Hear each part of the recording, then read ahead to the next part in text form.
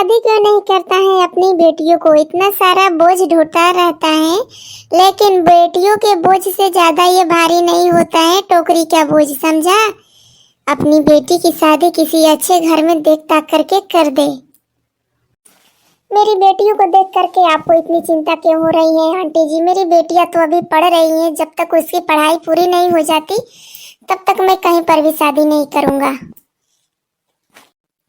अरे लाला, दुनिया समाज के लोग क्या कहेंगे कि सयानी बेटी को घर पे बैठा करके रखा हुआ है। अगर कहीं अच्छा घर बर मिले तो लड़का देख करके, उसका घर द्वार देख करके उसकी शादी कर दे कहीं पे। सयानी लड़की है, चली जाएगी अपने ससुराल में।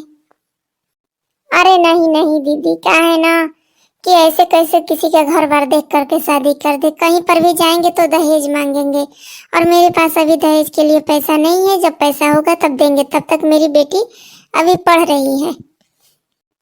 ठीक है, जैसे तुम्हारी मर्जी। अगर बेटी को पढ़ाना है तो पढ़ाओ, अगर जो करना है वो करो, लेकिन सियानी लड़की इस तरह से बाहर निकाल के घुमाया मत करो। मेरी बेटी है, जहाँ मन करेगा वहां जाएगी। किसी को देख करके इसमें क्या प्रॉब्लम होती है? अगर प्रॉब्लम होती है तो अपनी आंख मूंद करके बोल दो वो चलना शुरू कर दे।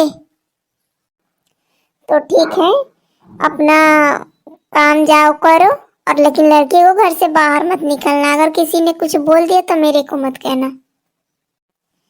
ठीक है, मैं बोल दूंगा। अरे लाला, एक और बातें सुनते जाओ। कहा है ना कि परसों वाला जो खेत तुमने पटाया था उसमें पानी नहीं है, थोड़ा सा मेरा भी खेत में पानी डाल देना। और सुनो, तुम्हारी साग सब्जी की और फल की जो खेती है ना, उसमें थोड़ा सा खाद मार दिया करो, ताकि जो फल है ना वो जल्दी जल्दी निकल आए। अच्छा ठीक है दीदी, जो चाहो कर दूंगा, लेकिन आइंदा से मेरी बेटी को बदनाम मत करना प्लीज, इसके लिए। ठीक है, तुम्हारी बेटी कोई बदनामी नहीं होगी, लेकिन इतना सारा काम कर देना, दोबारा से तुमको जो चाहो मिल जाएगा। पापा ये लीजिए, मैं आपके लिए खाना लेकर के आई हूँ। जब तक आपकी खाना फिनिश नहीं हो जाता तब तक मैं खेतों में कुछ काम करती हूँ। जब खाना फिनिश हो जाएगा तो आप काम करते रहना, मैं खाना का जो बर्तन है वो लेकर के चली जाऊंगी। पहले आप खाना फिनिश कर लो, फिर इसके बाद खेतों में काम करना। अरे बेटा, इसकी क्या जरूरत थी? मैं तो घर पे आने वाला था ना, मैं आता तो वहीं पे खाता। क्या जरूरत थी यहाँ पे खाना लाने की? अरे नहीं पापा, आप कब तक आके कब खाना खाते? इससे अच्छा है कि मैंने यहीं पे खाना ला दिया। पहले खाना फिनिश कर लो, फिर इसके बाद काम करते रहना, क्योंकि काम तो पूरे दिन करते रहना है। और लेकिन आप खाना टाइम से नहीं खाते हो ना, इस वजह से तबीयत खराब हो जाएगी। पहले आप खाना खा लो, फिर मैं ये बर्तन लेकर के चली जाऊंगी। अरे, ये तो बड़ी सुंदर लड़की दिखाई दे रही है। चलो पहले पूछते हैं इस बुढ़े से कौन है ये। अरे क्या हो रहा है लाला जी, क्या बात है, क्या हाल चाल है, और सब बताइए, ये किसकी लड़की है? अरे सेठ जी, आप कहाँ से आ रहे हो? नमस्ते नमस्ते। क्या है ना कि मैं खेतों के सिंचाई के काम के चल रहा है आजकल, धान को पटा रहे हैं। मेरी बिटिया यहाँ पे खाना लेकर के आई हुई है, तो मैंने कहा कि रख दो, खा लेंगे। तो ये बोलते हैं कि नहीं, अभी खाना को फिनिश करो। तब क्या करें, खाने जा रहे हैं खाना। अच्छी तो बोल रही हैं, अब लड़की भी तुम्हारी बहुत अच्छी है। वैसे लाला, तुम इसकी शादी वगैरह कर रहे हो या नहीं? अरे सेठ जी, हमारे पास इतना पैसा ही नहीं है कि हम इसकी शादी करेंगे। अभी करेंगे बाद में, अभी हमारी बच्ची तो पढ़ रही है ना, और पढ़ने में भी ठीक ठाक है। अगर पढ़ जाएगी तो जरूर कुछ करेगी। हाँ हाँ, वैसे ये लड़की खेतों में काम करने के लायक नहीं है, मेरे घर की बहू बनने लायक है। अगर तुम बुरा ना मानो तो मैं इसके रिश्ते की बात करूं अपने घर में। अरे सेठ जी, क्या बोल रहे हैं? मैं पूछ करके बताऊंगा अपनी पत्नी से। ठीक है, पूछ करके जरूर हमें फोन करना है, या फिर मैं आऊंगा तो बात करेंगे हम दोनों बैठकर। क्या बात है जी, कहाँ से आ रहे हो? कुछ बताया भी नहीं। हाँ, बोल रहे थे कि रेखा बिटिया का शादी तय करना है। कहीं से तय करके आए हो कि नहीं आए हो? अरे मालती, तुमको दिखाई नहीं देता है पीछे कौन खड़ा है? सेठ जी हैं, सेठ जी। इन्होंने ही हमारी रेखा बिटिया को देख करके कहा कि अपने घर के बहू बनाने के लिए। क्या क्या सच में ऐसा हो सकता है कि हमारी रेखा बिटिया इनके घर की बहू बन सकती है? हाँ कलावती, ऐसा हो सकता है। अरे मालती, एक काम करो, जल्दी से जा करके सेठ जी के लिए चाय नाश्ता लेकर के आओ, हम बात करते हैं इस बारे में। लेकिन सेठ जी तैयार हैं शादी करने के लिए? हाँ हाँ मालती पूरी तरह से रेडी हैं। तुम्हारी बिटिया कहाँ है, बुलाओ तो जरा। अभी बुलाती हूँ सेठ जी, अभी तो यहीं पे थी। क्या बात है पापा, आप इस तरह से खड़े क्यों हैं? बैठिए ना, आप भी बैठिए, मैं भी बैठती हूँ। बेटा, तेरे पापा सेठ जी घर से रिश्ता लेकर के आए हैं, सेठ जी खुद रिश्ता लेकर के आए हैं। अच्छा तो मैंने देख लिया है रेखा को, और मैं चलता हूँ, जाकर के मैं भी माँ से बात करता हूँ घर की बहू बनाने के लिए। ठीक है सेठ जी, नमस्ते, जाइए आप। देखो मालती, मुझे तो ठीक नहीं लग रहा है, क्योंकि सेठ जी खुद से आए हैं हमारे घर में बिटिया का रिश्ता तय करने के लिए। कुछ अजीब नहीं लग रहा है तुमको?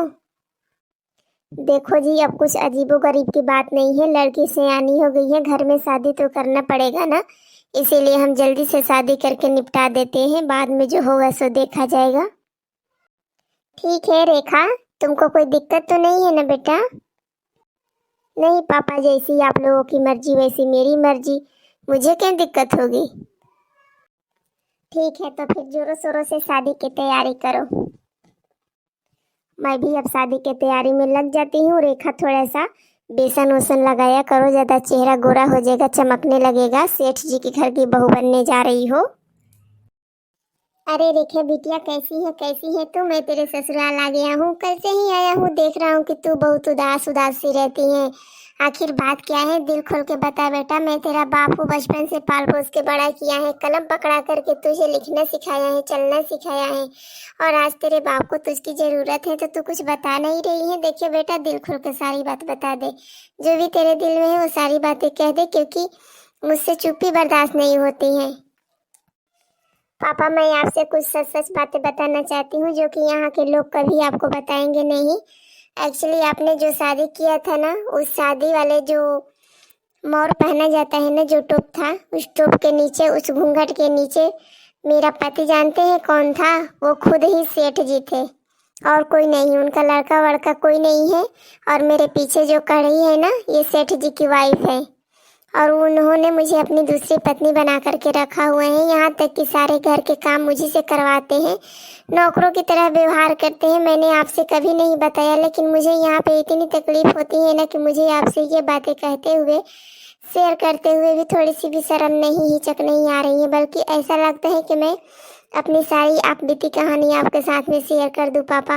लेकिन क्या करूं, माँ की वजह से मैं कुछ नहीं कह पाती हूँ, क्योंकि माँ की तबीयत ज़्यादा खराब हो जाती है ना, इस वजह से मैं फ़ोन पर भी कुछ नहीं कह पाती हूँ। लेकिन जब आप यहाँ आए ना, तो मेरे मुंह से निकल गया, मुझे लगा कि मुझे अभी पापा को बता देना चाहिए, वरना देर हो जाएगी। इसीलिए पापा, मैं अब यहाँ इन लोगों के साथ घर में रहना नहीं चाहती। मेरे ही सामने मेरे और मेरे पति की बुराई कर रही है, तेरी तो अभी हालत खराब करते हैं। चल, अभी घर में रखा हुआ है, सारा जूठा बर्तन धोना है।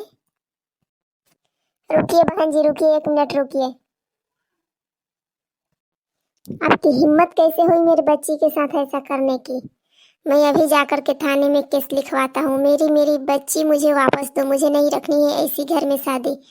आप लोगों ने गरीब समझ के हम लोगों से शादी किया, हमारी बेटी को ले आकर के यहाँ पे एक नौकरों से भी ज्यादा बदतर हालत करके रख रहे हो, ऊपर से दूसरी शादी एक बूढ़े इंसान के साथ। मैं तो समझ रहा था कि उसका कोई बेटा होगा, उससे शादी करूंगा, लेकिन मुझे क्या पता था उस झूले के पीछे कौन सा राज छुपा हुआ है।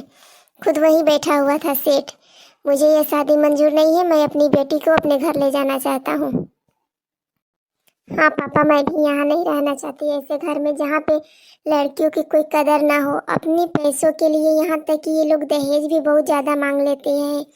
हमारे घर से इतना सारा दहेज मिला है, फिर भी इन लोगों के मन में पैसों का लालच रहता है। रोज हमसे बोलते हैं कि जाकर के अपनी माँ के जितने गहने हैं उतने गहने लेकर के आ जा। ये पापा बताइए, माँ के गहने लेकर के आ जाऊंगी तो क्या इन लोगों का पेट भर जाएगा? दिन प्रतिदिन इन लोगों का लालच बढ़ता जाता है, और मैं इनके साथ नहीं रह सकती, क्योंकि ऐसे लालची लोग कभी भी कुछ भी बेच सकते हैं। क्या पता एक दिन मुझे ही बेच दे। उससे तो अच्छा है कि मैं अपने घर पे रह करके पढ़ाई करूँ, अच्छी सी नौकरी करूँ। हाँ हाँ, तो जाना यहाँ से, कौन तुझे रोक रहा है? जल्दी से बाप बेटी निकलो यहाँ से। अभी जा रहे हैं मोटका। एक बात का याद रखना, अगर मेरी बेटी ने कुछ भी बयान दे दिया ना थाने में तो तू भी जाएगी। अरे नहीं नहीं रे बहुरिया, देख हमको न कुछ मत करना, क्योंकि जो भी किया है वो सेठ जी किया है। हमने तेरे साथ कुछ नहीं किया है, बस वो जैसा बोलता है वैसा हम करते हैं, क्योंकि जितना तू डरती है ना उतना मैं भी डरती हूँ। तेरी सौतन जरूर हूँ मैं, लेकिन तुझसे कहीं ज्यादा डरती हूँ, तभी तो मैंने परमिशन दे दिया था शादी करने के लिए, वरना ये बता कौन सी औरत परमिशन देगी शादी करने के लिए अपने पति को। चल बेटी अब घर चलते हैं यहाँ से, यहाँ रुकना एक मिनट भी हमारे लिए गंवारा नहीं है। हाँ पापा चलिए, मैं भी यहाँ नहीं रहना चाहती हूँ।